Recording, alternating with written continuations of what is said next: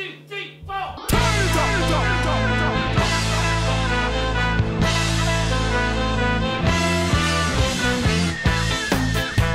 Hello and welcome to another edition of the NESN Soccer Show. I'm Mark, you're Marcus, and another gigantic move in the January transfer window, which is just a little over a week left, I guess, or a little under a week left. Yeah. But Alexis Sanchez to Manchester United. Marcus, I don't think you're very happy about this move. No, it's fine. It's fine? Yeah. You do this long enough and, you know, the emotion gets out of it. And players come, players go. Yeah, no, I'm okay with it. Yeah, well, Manchester United seems pretty excited about this move.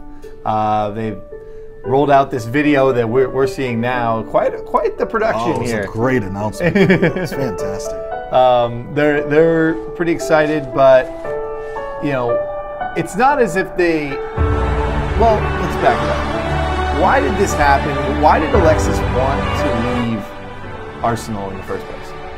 That is, we don't really know the answer. Because there's been rumors all year, all season. Yeah. The way I understand it is that he was fed up with not winning major competitions, not winning the Premier League, and I think it came to a head last season when Arsenal were beaten 10-2 by Bayern Munich in the Champions League round of 16. So yeah, I think he was just fed up. His contract was going to expire at the end of this season, and it was fairly well known for since last summer that Alexis Sanchez wasn't going to re-sign with Arsenal, and that he wanted out. He almost went to Manchester City at the close of the summer transfer window. He stuck around for the first half of the season, did okay, but I mean by the standards he had set in previous seasons, he wasn't even close. He was a shadow of the player he was in seasons past. So looked like a player that didn't really want to be there.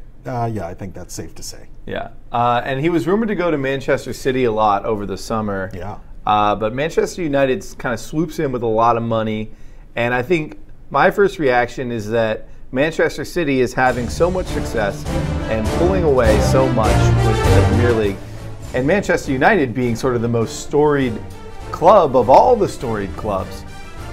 They felt like, in my opinion, they needed to react. They couldn't let Manchester City sign another big name with them just sort of sitting there on their hands. And it's almost like a reactionary move, not necessarily a bad move. I don't think it's like, there's no mistake in signing Alexis Sanchez, but it almost is like they were more motivated by Manchester City potentially getting him than necessarily signing the player. I was always a little skeptical about Alexis going to Manchester City because there was no guarantee he gets into the lineup. Yeah, he's a wide player. Raheem Sterling is having the season of his life. Leroy Sané is becoming, he's having a great season. Sanchez wasn't going to start ahead of Sergio Aguero or Gabriel Jesus at striker. So why would he go somewhere where he's kind of competing for playing time versus, maybe there's a better chance that he becomes a starter at Manchester United. And then money is a big, it's a big motivator in this. Right. Sanchez is becoming reportedly the Premier League's highest paid player. There might or might not be a transfer fee involved. This swap deal with Henrik Mkhitaryan has been shrouded in mystery over the exact terms. But, Sanchez is probably a better fit at Manchester United than Manchester City. He's 29. He's not going to go somewhere and ride the bench. So this is probably his last big contract in Europe, and boy, did he get one. Yeah, and you mentioned Henrik Mkhitaryan, the player that he was essentially traded for. Yeah. I think Arsenal made out well here because you talked about how Sanchez's play was not at the level that it was when he was sort of happy to be there. Yeah. And that probably was only going to get worse if he didn't move in the January transfer window, and he basically, his contract was going to be up. He knew he wasn't going to be there. So you almost were going to have like a dead player of sorts in the second half of the season. You sign Mkhitaryan, who wasn't getting much playing time in Man United, and now maybe, as we talked about before the show, is like he's going to maybe feel the love a little bit more at Arsenal and could be a little bit more effective and maybe even better than people think he might actually be? Yeah, I think so. Mkhitaryan's really, he's a confidence player. Yeah. He needs to be loved and supported. And when you look at the two managers at Arsenal, you have Arsene Wenger. At Manchester United, you have Jose Mourinho. Right. Mourinho has fallen out with dozens of players. Some of them are great players like Arjen Robben or Kevin De Bruyne, where for whatever reason he just doesn't see much of a need for them. So he's the guy. He's the kind of coach that'll put an arm around Mkhitaryan's shoulders, make him feel good, and Mkhitaryan. It's probably easier for him to get into Arsenal's lineup than it is Manchester United. Right. So who got the better of this deal, would you say? That is the million-dollar question. It depends on what happens next. Yeah. Arsenal is in talks with Borussia Dortmund to sign Pierre-Emerick Aubameyang, who is one of the top center forwards in all of Europe. I think in Germany he's been linked with a lot of big clubs. He has, yeah, and I expected him to leave Dortmund last summer. It's almost surprising he's still there. So if Arsenal can land Aubameyang before the end of the transfer window and come out with Mkhitaryan, then the Arsenal fan in me says, good riddance, Alexis. Arsenal ends the transfer window in a stronger position than they were when it started. Okay, in that sense... Did they get a better deal than Manchester United?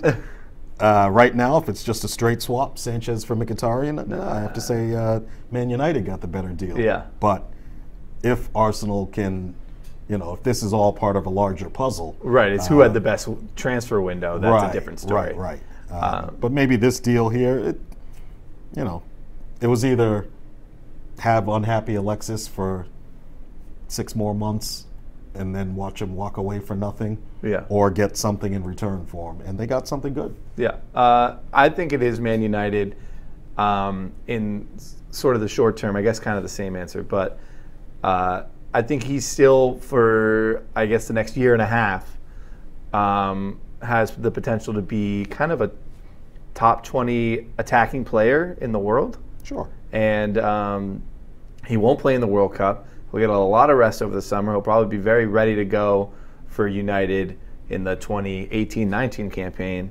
So it's assuming he goes back there. But so yeah. But there's also a case to be made for this being addition by subtraction. Yeah. Where if Alexis Sanchez was as disruptive as behind the scenes as media reports have painted him, he's a guy that wanted to go. His teammates were fed up with him, so we hear. Some of the other coaches were fed up with him. Now, Arsene Wenger had nothing but good things to say about Alexis. But that's kind of that's his way. Wouldn't you say that he's not going to say if he had problems with him? Yeah, probably not. Not now, at least, but maybe over the coming months and years, he might take a shot or two at him. But, the media reports over the better part of the last 10 months have painted Alexis as a disruptive figure. Yeah. And, he's affecting the confidence of his teammates. Results weren't good. Sure, he was Arsenal's best player, but if that's putting a damper on everybody else, then, Okay, now I feel like, and we didn't necessarily talk about this, but since we've been doing this show, Arsene Wenger has been maybe on the hot seat. And it's been not maybe, he's been under pressure, sure. And if this move kind of backfires on him and Mkhitaryan turns out to be a dud, will it finally be the end of his tenure at Arsenal? Or do you think it'll take a little bit more? If he decides to. If you think it's up to him? Yeah, he's the most powerful manager on planet Earth within his club. You think so? He's up there. He's up there? Yeah. All right, well... I thought you were going to ask if... What? If I was Wenger in or Wenger out. Well, are you? Which one are you? It's none of your business. It sounds like you're in. Moving on. All right. Another player leaving another big club, Javier Mascherano, is leaving Barcelona, bound for China, joining the I don't even know the name of the league. What's the name of the league? The Chinese Super League. Chinese and the club Super is Hebei Fortune something or another. Well, he's played for Barcelona since 2010. Yeah. 203 appearances, a lot of trophies. More than 203. 203 probably in the league. In the league. And a pretty storied career playing in one of Barcelona's, I guess, greatest eras, you could say. Yeah. And 2 Champions Leagues with them. So what? Why is he making this move in sort of the middle of the season? I mean, what's your first reaction to this move? I was somewhat surprised by it. I thought he was going to. I actually hadn't realized that he had played so infrequently this season. Now, Mascherano has been starting at Barcelona as a center back since, for 7.5 years. Yeah, not easy to do. 7 seasons. By the way, Javier Mascherano is a defensive midfielder.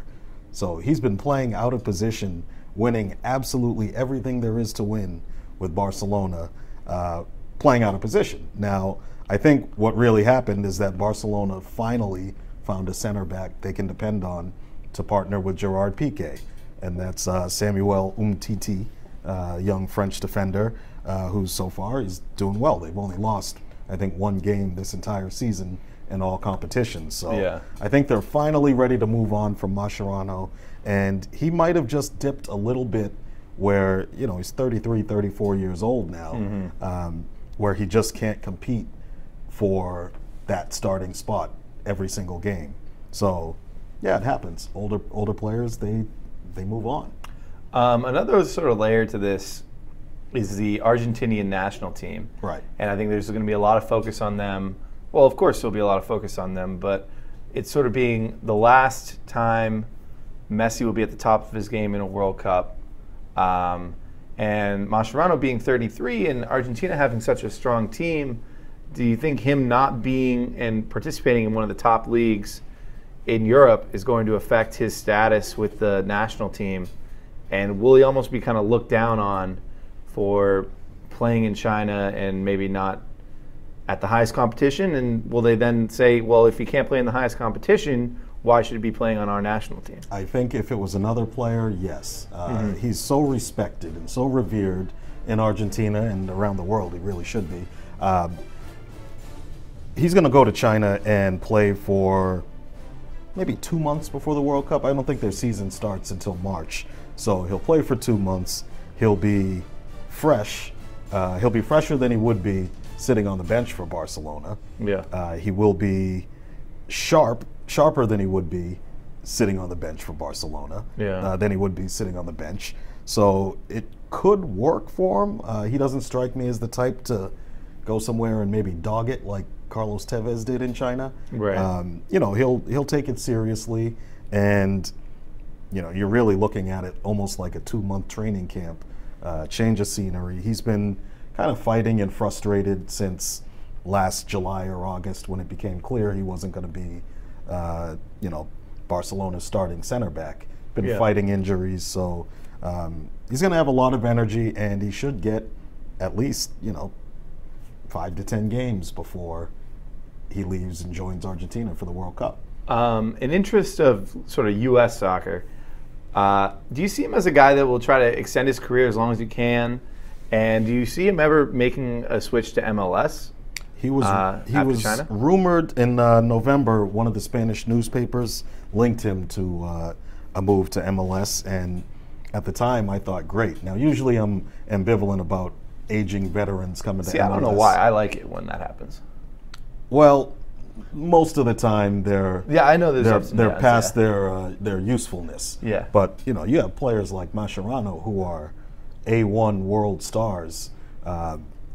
If he can come to MLS and make 2 or 3 of his teammates a lot better by showing them how to practice, what to do, then yeah, I'm all for it. Right. He's not your average veteran of one of Europe's soccer leagues who's coming to Major League Soccer, if he ever does. This is Javier Mascherano. Barcelona threw an event for him. They weren't even playing today, but they just threw a major farewell event. Yeah. He is one of the all-time great foreign players in Barcelona's history, and this is a club that's had a lot of great foreign players. Yeah. So. And it's kind of interesting just that I feel like for our purposes, he'll sort of disappear until the World Cup comes around again.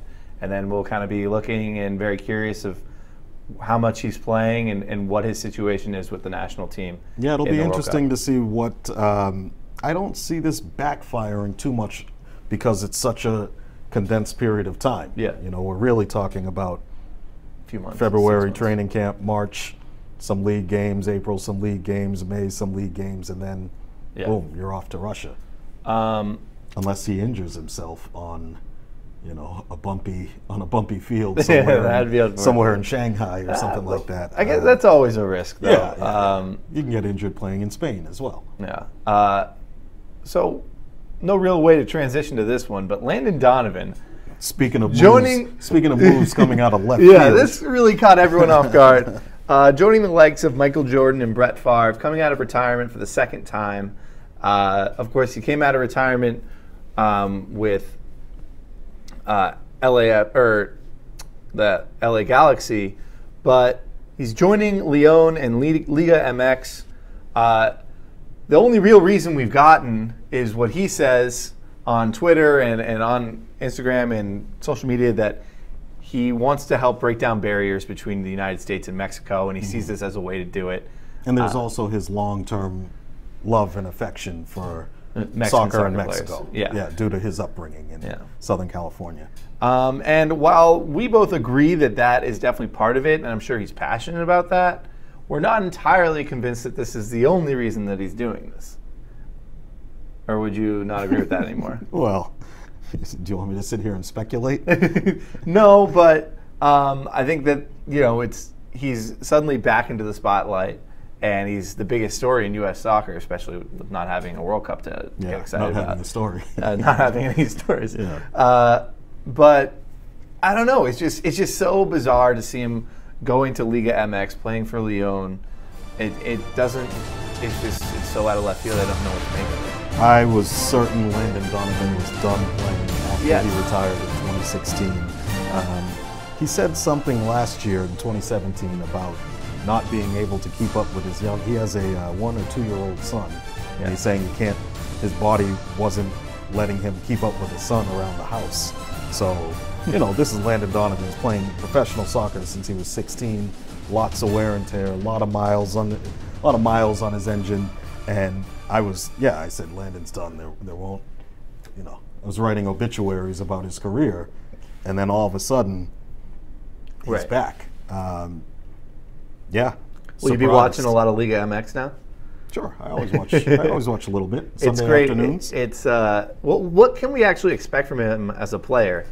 I mean, we were saying he's probably not going to play for another month, at least. Yeah, and I mean, Landon wasn't. He's not coming off an MLS season. I'm pretty sure he wasn't training. He hasn't at played any professional standards since December 2016. It's going to take him at least. The season's already underway in Mexico, the Clausura. It's going to take him at least a month just to get back into game shape, and that's being fairly generous. Most teams have preseasons that run 6 weeks. So what do I expect from him? Not 15 goals, 15 assists, Landon Donovan. He talked about winning trophies, and he said, "I will not fail." I don't really know what failure means. If he's talking about leading, what is success? Yeah, if he's talking about leading Lyon to the Liga MX title, I can't see him doing that. No, you know, he's 34 years old.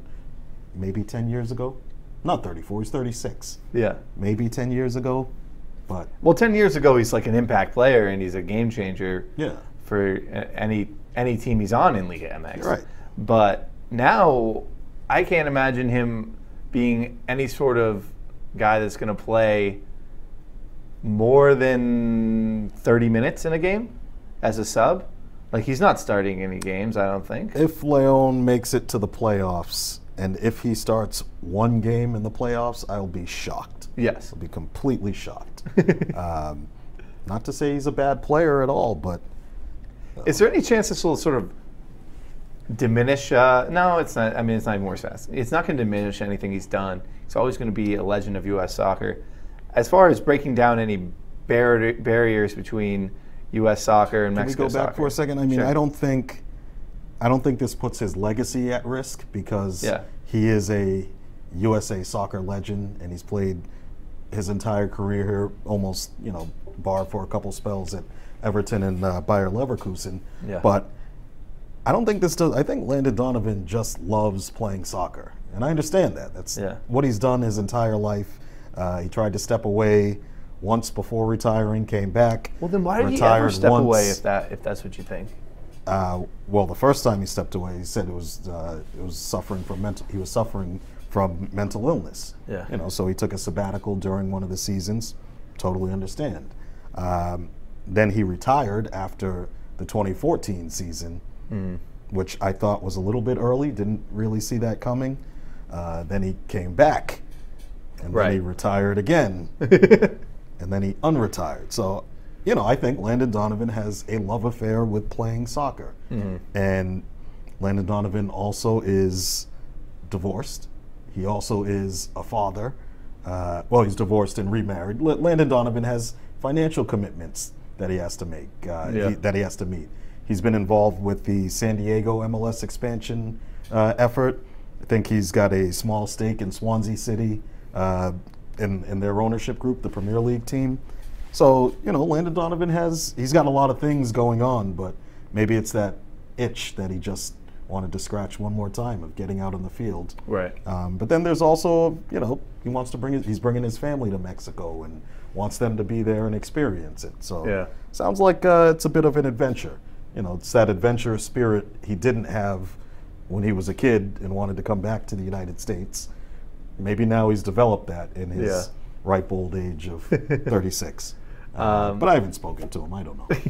Well, yeah, I mean, I'll be keeping track of how he does down there, and when he finally makes his debut, it'll be kind of a big deal. Yeah. But there's also the political aspect of it, where maybe he's playing for something a little bit bigger than himself, which is improving relations between the United States and Mexico through soccer. Yeah. Well, I guess that about does it. But do you have a final word? No. I got a final word. I bet you do. I always got a final word. So in Philadelphia, about a week ago, there was a U.S. Soccer Coaches Convention, and it's kind of just like a U.S. soccer event where more or less every level of U.S. soccer is in the same place. There's conferences.